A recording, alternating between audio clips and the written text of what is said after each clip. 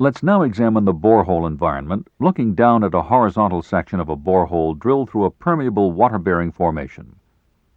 Mud filtrate is forced into a permeable formation by the pressure differential between the mud column and the formation. This forms a solid mud cake on the borehole wall. The mud cake usually has a very low permeability, and once formed it reduces further invasion of the mud filtrate. Adjacent to the borehole, most of the original formation water and most of the hydrocarbons, if present, may be flushed away by the filtrate. This zone is known as the flushed zone. Farther from the borehole, the displacement of the formation fluids is gradually less complete, resulting in a transition zone between mud filtrate saturation and original formation fluid saturation. This zone is known as the transition or invaded zone. The extent of the flushed and invaded zones depends on many factors, including the nature of the drilling mud, the formation porosity and permeability, the pressure differential between mud column and formation, and the time since the formation was first drilled. Generally, very porous and permeable formations are seldom deeply invaded.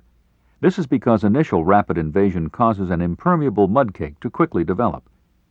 Here we see some common symbols used in formation evaluation. The resistivity of the mud is referred to as R sub M.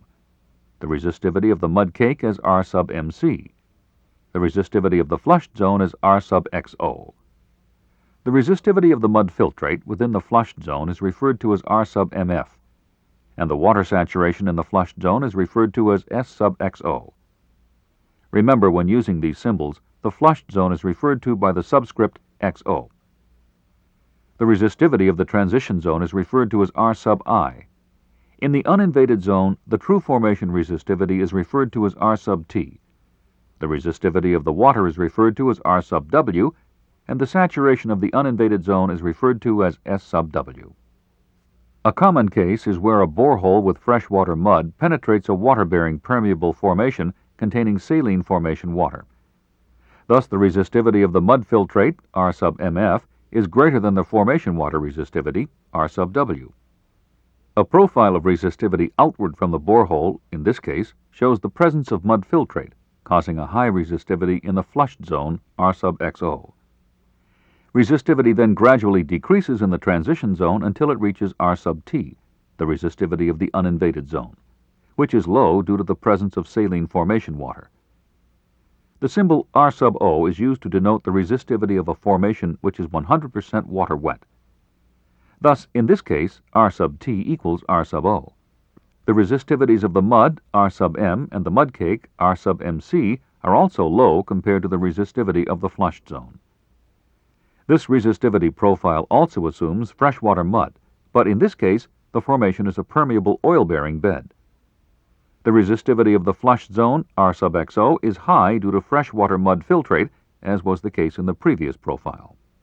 The invaded zone has a mixture of mud filtrate, formation water, and some residual hydrocarbons. Such a mixture causes high resistivity, in some cases equal to that in the flushed zone.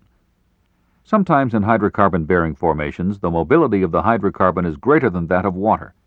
In this case, an annular zone, R sub AN, with a high formation water saturation, may be formed between the invaded zone and the uninvaded zone. Thus, this annular zone, if present, may show up as a zone of relatively low resistivity. Because hydrocarbons are highly resistive, their presence in the uninvaded zone causes higher resistivity than if the zone contained only saline water.